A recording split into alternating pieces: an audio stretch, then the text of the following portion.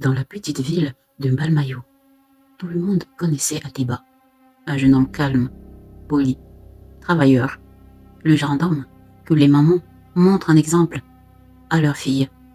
Mais personne, absolument personne, ne connaissait vraiment l'enfer silencieux qu'il portait en lui.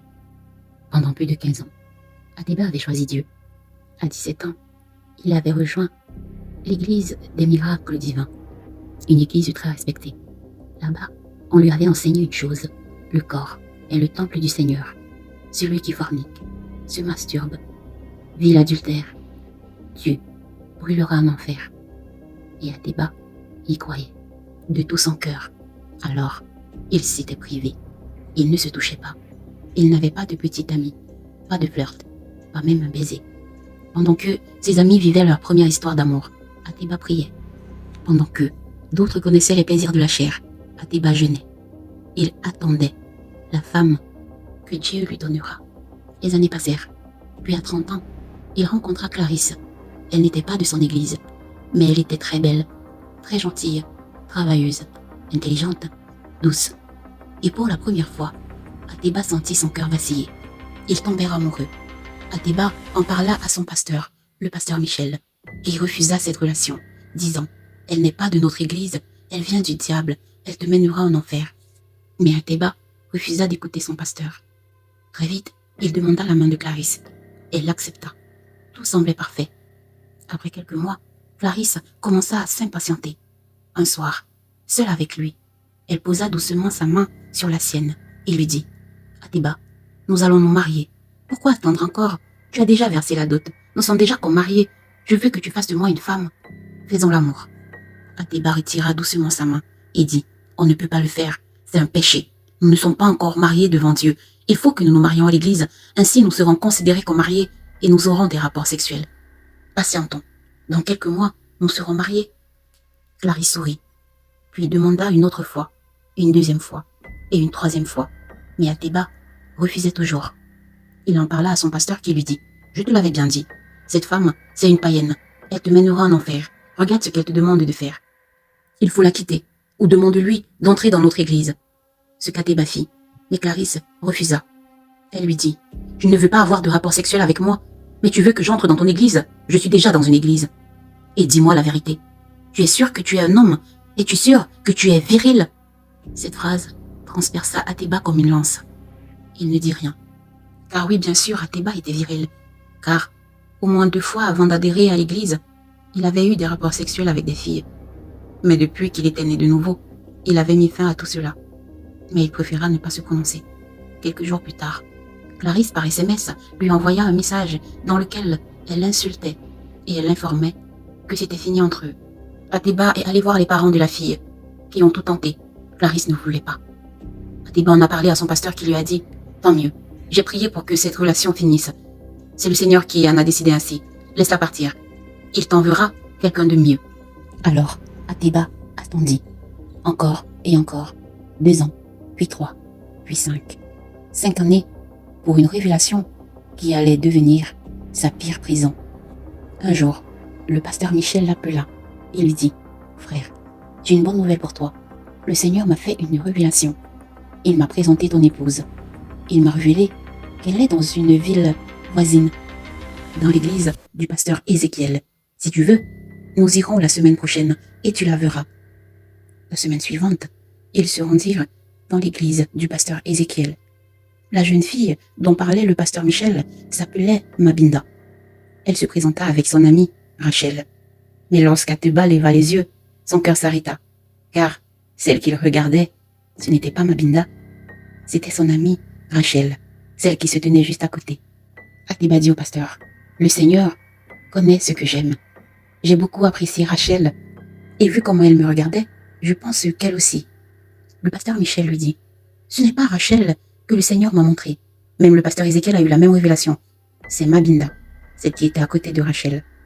Si le Seigneur montre à 2 hommes de Dieu qu'une personne est ta femme, alors il ne ment pas. » « Il ne s'agit donc pas de ton choix, mon cher Atiba, continua le pasteur. Il s'agit du choix de Dieu. » Et à cet instant, Atiba commit l'erreur qui allait détruire sa vie. Il obéit. La période de fiançailles dura 9 mois. 9 mois pendant lesquels Ateba couvrit Mabinda de cadeaux. Bijoux, robes, argent. Mabinda acceptait tout, mais ne donnait jamais rien à Ateba.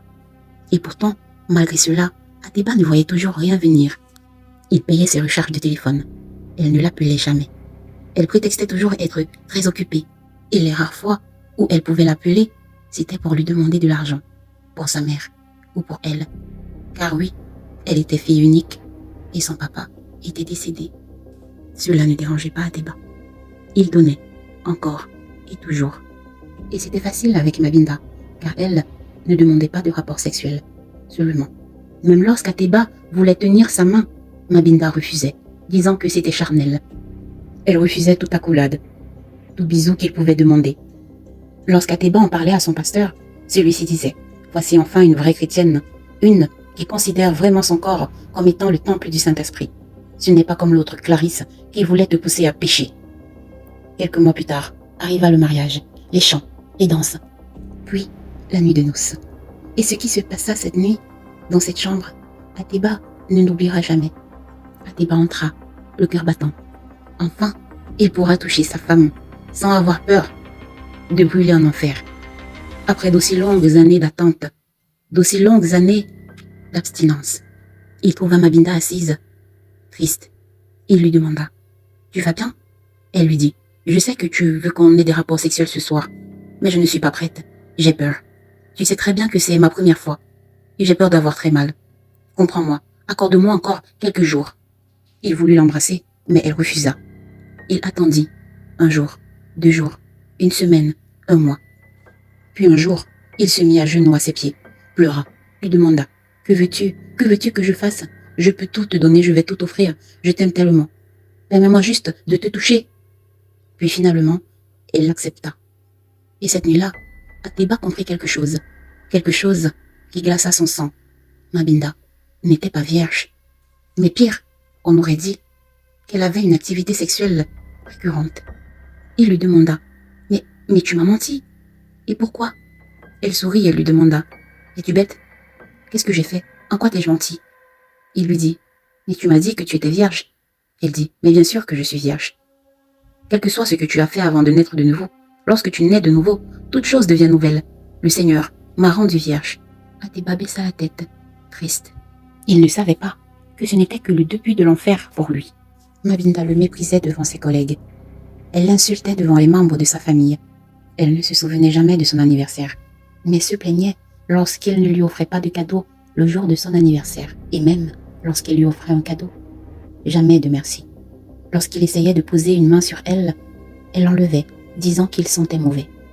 Lasse de tout cela, Ateba décida quelques mois plus tard d'en parler au pasteur Michel, et ce qu'il entendit détruisit son monde. Le pasteur baissa les yeux, puis murmura « Pardonne-moi, frère. Dieu ne m'a jamais parlé. Il ne m'a pas dit que Mabinda sera ta femme. Si je l'ai fait, c'est parce qu'elle disait déjà être âgée et fatiguée de rester célibataire. Et de plus, sa mère, comme tu le sais, est très pauvre. Et je lui ai parlé de toi, qui voulais une femme, et de ta situation financière. Elle m'a dit qu'elle était prête à se marier avec toi.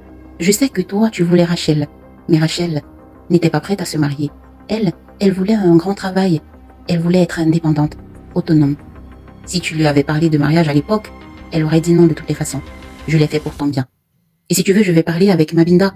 Je peux venir aujourd'hui même chez vous, et je vais lui parler. » Ateba accepta. Le pasteur Michel arriva ce jour même chez eux. Il fit asseoir Ateba et sa femme Mabinda. Il demanda à Mabinda « Mais que se passe-t-il? Ton mari se plaint de toi. » Et Mabinda lui dit « Mon mari n'est pas un homme. Il ne sait pas me faire l'amour.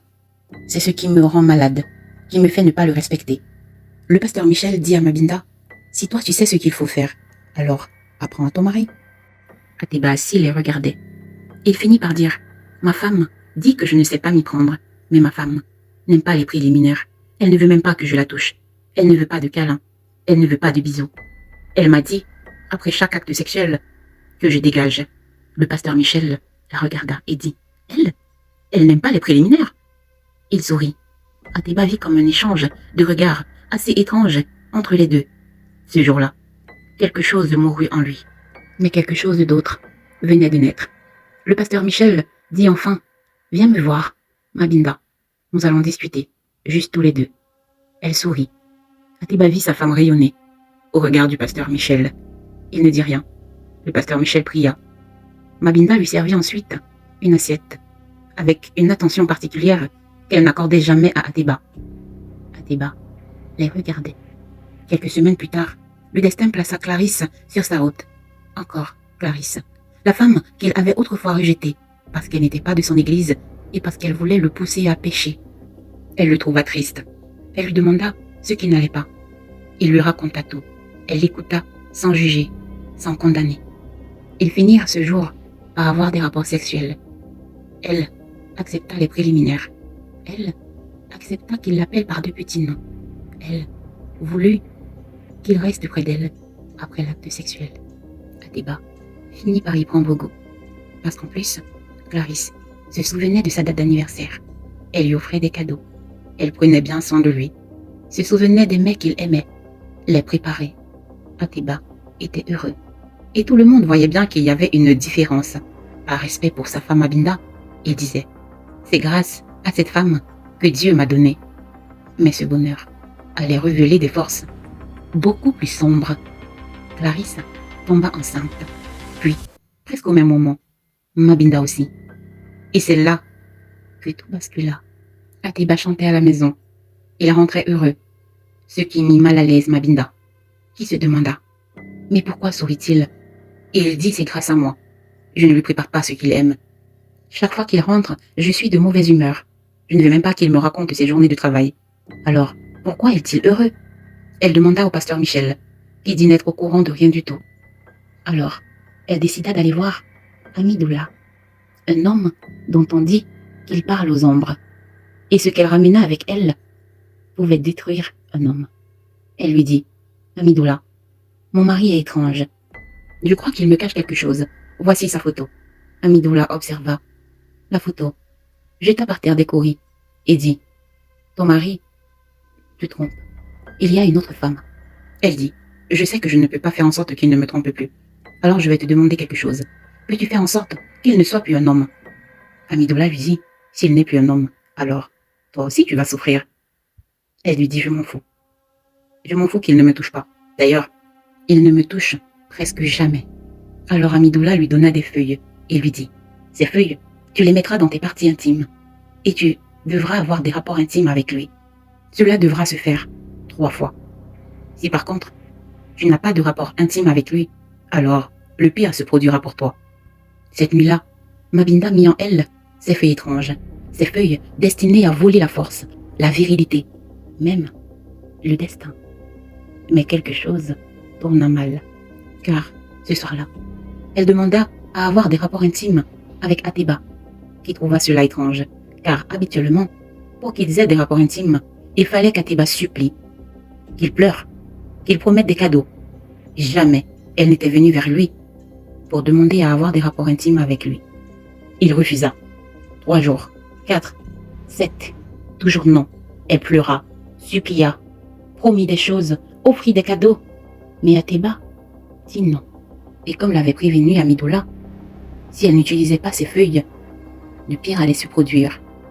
Et le pire commença à se produire. Car, dans l'intimité, Mabinda commença à pourrir. Toute la chambre sentait mauvais. Atiba demanda « Mais qu'y a-t-il? Y a-t-il une souris qui est pourrie? Que se passe-t-il » Il fouilla partout, fit le ménage. Mabinda, les premiers jours, ne dit rien. Mais la douleur commença. Et elle devint insupportable. Atiba finit par comprendre que c'est sa femme qui pourrissait. Il lui dit « Vaut mieux qu'ils aillent consulter. » Mais elle refusa. Au début, elle accusa Atiba. « C'est à cause de toi si je suis malade. Tu me trompes ça et là avec des femmes. Maintenant, j'ai attrapé une infection. » Atiba lui dit « Vu que c'est une infection, il faudrait qu'on aille consulter. Moi aussi, je vais consulter. » Atiba parla de la situation au pasteur Michel, qui d'un coup sembla paniquer. « Infection, comment ça, infection ?» Il dit, sans réfléchir, « Cela suppose qu'il faudrait que moi aussi j'aille consulter. » Atiba lui posa la question, « Pourquoi est-ce que vous allez consulter si ma femme et moi avons une infection ?» « Ah non, balbutia-t-il, c'était une erreur. » Atiba le fixa et dit, « Non, ce n'était pas une erreur, pasteur. Dites-moi la vérité. Que se passe-t-il entre vous et ma femme ?» Le pasteur lui répondit en colère, Que se passe-t-il entre moi et ta femme? Toi aussi tu la trompes. Elle était fatiguée d'être seule, alors elle est venue vers moi. Et j'ai craqué. Non, dit Ateba. Je ne pense pas que c'est quand j'ai commencé à être infidèle à ma femme qu'elle a craqué. C'était bien avant. Lors de notre nuit de noces, ma femme était ouverte, on aurait dit un puits. Ces derniers rapports intimes ne dataient pas de longtemps. Alors, c'était avec vous. Est-ce que l'enfant qu'elle porte est le mien ou le vôtre? Le pasteur cria. Sortez d'ici! Vous commettez l'adultère! Vous irez en enfer et vous osez me parler? Pécheur! Vous êtes un pécheur! Tu es un pécheur, Ateba! Sors d'ici! Ateba éclata de rire. Mais toi aussi tu commets l'adultère. Toi aussi tu es marié. Et pourtant, tu as bien des rapports intimes avec ma femme. Et qui sait avec combien d'autres femmes dans cette église? Est-ce ainsi que tu procèdes? Tu fais marier tes femmes à d'autres hommes. Comme Mabinda avec moi. Elle ne m'aime pas. Elle me l'a montré dès le début. J'ai fermé les yeux parce que j'ai cru à ta supposée prophétie. Aujourd'hui, continua-t-il, je porte une croix qui est beaucoup trop lourde pour moi. Je vais lui demander le divorce. Mais tu ne peux pas divorcer, dit le pasteur Michel. Un chrétien ne divorce pas.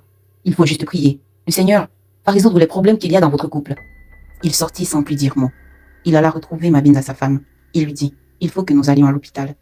Sa femme lui dit, non, je sais que tu es déjà au courant que j'ai des rapports intimes très souvent avec le pasteur Michel. Je ne veux pas aller à l'hôpital parce que l'infection que j'ai, ce n'est pas toi qui me l'as donnée. Ateba demanda, alors c'est le pasteur Michel. Mais cela suppose que moi aussi je peux l'avoir attrapé parce que une ou deux fois on a eu des rapports intimes. Elle lui dit, non, ce n'est pas le pasteur Michel. Ateba lui demanda, alors il y a quelqu'un d'autre? Elle lui dit non, il n'y avait que le pasteur Michel. En fait, je suis allée voir Amidoula. Je lui ai demandé de faire en sorte que tu ne sois plus un homme. Parce que je voulais que tu sois triste, malheureux, comme autrefois, que tu ailles te plaindre chez le pasteur Michel, pour qu'il puisse te dire, donne pour l'œuvre de Dieu, et il ouvrira les écluses des cieux pour que tu sois heureux. Plus tu donnes, plus tu es béni. Si tu es très heureux, alors voudras-tu donner au pasteur? Non. Alors il fallait que je fasse tout pour que tu sois malheureux, assez malheureux pour aller tout le temps te confier chez le pasteur. Mais toi, tu as trouvé une autre solution, me tromper. Amidoula m'a donné des médicaments, il fallait que tu aies des rapports intimes avec moi. Mais tu as refusé. Et voilà pourquoi je pourris. Peut-être je vais bientôt mourir. Peut-être je n'aurai plus d'enfant. Peut-être l'enfant qui est dans mon ventre ne naîtra pas. Je ne sais pas s'il est de toi ou s'il est du pasteur Michel. Ateba lui dit, calmement. Ce que Dieu n'a pas uni, l'homme ne le réparera jamais. Toi et moi, c'est fini. Je demande le divorce. Et tu n'es pas la peine de me dire, les chrétiens ne divorcent pas. Et oui, comme Amidoula te l'a dit. Si c'est lui qui te l'a dit, bien sûr, je te trompe. Avec une autre. Et je vais me marier avec elle. Une autre qui sait ce que c'est qu'avoir un mari. Qui sait ce que c'est qu'aimer quelqu'un. Mais toi, tu dois le savoir. C'est juste que tu ne m'aimes pas. Quelques mois plus tard, Mabinda mit au monde un fils. Elle n'est pas décédée. Elle vit encore aujourd'hui, seule, avec son fils et avec ses secrets. Elle va toujours à la même église dans laquelle le pasteur Michel est encore aujourd'hui pasteur. Ateba, lui, s'est marié avec Clarisse, qui, elle, a eu une fille. Il a quitté l'église. Il préfère prier chez lui. Dis-moi en commentaire, toi, à la place d'Ateba, qu'aurais-tu fait au pasteur? Si cette histoire t'a donné des frissons, alors abonne-toi, car la prochaine sera encore plus terrifiante.